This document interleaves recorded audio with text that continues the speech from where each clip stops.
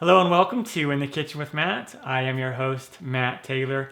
Today I have another fruit episode for you, and I'm going to be reviewing the Gaya Melon. This melon is really awesome. One of my favorite little melons. Really cool. Other names for it are the Snowball Melon, the Dinosaur Egg Melon, the Dino Egg Melon, and the Ghost Melon. And it just has this really interesting look to it. Almost completely white with some green specks on it, and it does kind of look like maybe like a dinosaur egg, which is really pretty neat. And the Gaya melon is a cultivar of the honeydew, and it comes from Japan, originated in Japan, but is grown in China, Southern California, grown in Mexico.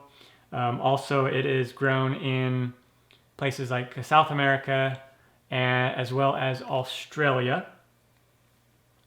And what are the health benefits? Well, the health benefits are extremely similar to the other kind of melons that I've reviewed on here. High in vitamin C, high in vitamin A, and it helps with your immune system, and very rich in antioxidants. How do you eat this? Well, you eat this just like you would any other melon, but the rind on this is a little bit thinner than a traditional melon like a watermelon or a cantaloupe. The rind is a little bit thinner and edible. You can definitely eat the rind. And so I'm just going to cut this in half and show you what it looks like. Now, how do you know when it's ripe? Well, like most melons, it's not going to ripen much after it is picked, but it has a very long shelf life as well, and you just store it at room temperature. And when you pick them, you want to find one that's really heavy for its size. Now this is, I would say the size of like a softball and a half, but it is pretty heavy, like a lot heavier than what you think it should be for that size. So that's one way to tell when it's ripe. Also, if you just squeeze on the blossom ends with your thumb, there should just be a slight give. See that? How there's a slight give to pressure. And that's how you know that it's ripe. But most of the time, if you find it at the store, it's going to be pretty close to ripe because it doesn't really ripen after it's picked. So they pick them when they're pretty much ripe. And that's what it looks like on the inside. It looks like pretty much a lot of the other melons that I've shown on here. Looks very reminiscent of a honeydew. But you can see that the rind is really thin. Very thin rind. Kind of reminds me of the thinness of a Korean melon. Korean melon is probably one of my all-time favorite melons. Make sure to check out that video if you have not seen that one. It's really good. And so I'm going to scoop these seeds out here. And then if you want to try to grow them, just save those seeds. Store-bought melons, the seeds actually tend to grow fine. A lot of times you don't plant the seeds from fruit that you buy at the store because they just don't grow as well. You want to get like you want to buy it like specific seeds. But melons tend to be fine that way. So you could save the seeds if you want. And you won't eat these seeds like you do some other melons. There it is. There's a lot of juice right in here. I'm going to scoop that out a little bit.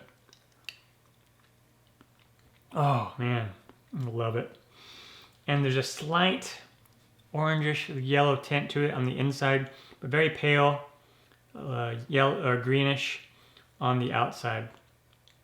And you can just scoop it like this with a spoon, just like you would. Okay, and then eat it.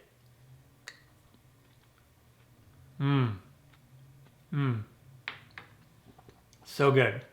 You can take a melon baller and we could get a nice little ball out of it and put it in a fruit salad if you want.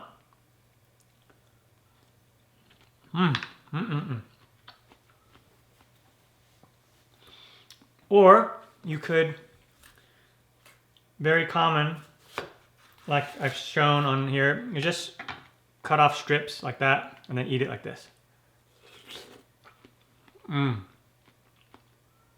So good, but since the the peel or the rind is so thin.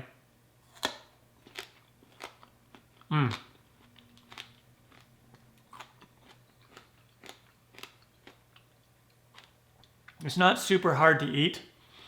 The peel or the rind, it's a little bit crunchy. You may or may not want to eat it, but it has a lot of nutrients in it, so you can consider eating it if you want. And what does it taste like? It's very sweet. It's super juicy, and it tastes very close to a honeydew. It's just really, really incredible tasting, and it looks really cool on the outside. So if you ever get the chance, try one of these Gaya melons. They also might be called, you might find one as a Gaya melon. They're very, very close to each other. Very similar, very, very, very similar. Some people mistake one for the other. So the Gaya or Gaya, and then the Gaya. And you may not find these at your local supermarket, most likely you won't. But if you have an Asian supermarket or international supermarket by you could probably find it there. That's where I found mine. And these were not too expensive, about $2.50 a piece, which is not too bad. That's about the price of like a cantaloupe. You know, in my supermarket, I find a cantaloupe for about that price, $2.50, $3, something like that. And they're almost the size of a cantaloupe, a little bit smaller. So there you go. That is the Gaya or Gaya melon. Drop a comment down below. Let me know if you ever tried this specific melon and if you like it. It's very tasty. I love it. Enjoy it. Recommend it to you. Once again, my name is Matt Taylor, and this has been another episode of In the Kitchen with Matt. Thank you for joining me. As always, if you have any questions, comments, or requests, put them down below, and I'll get back to you as soon as I can. Thumbs up, down the corner, push it. Don't forget to subscribe to my channel and check out my other videos. Take care. Time for me to dive into this some more. Oh yeah.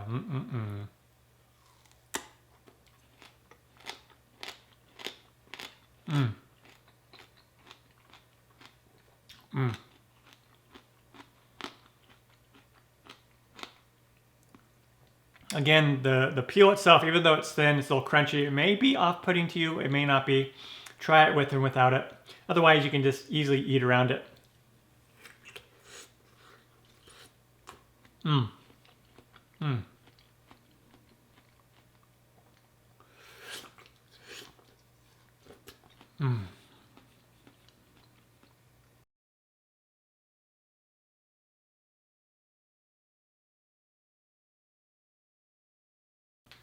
So good. I love this melon.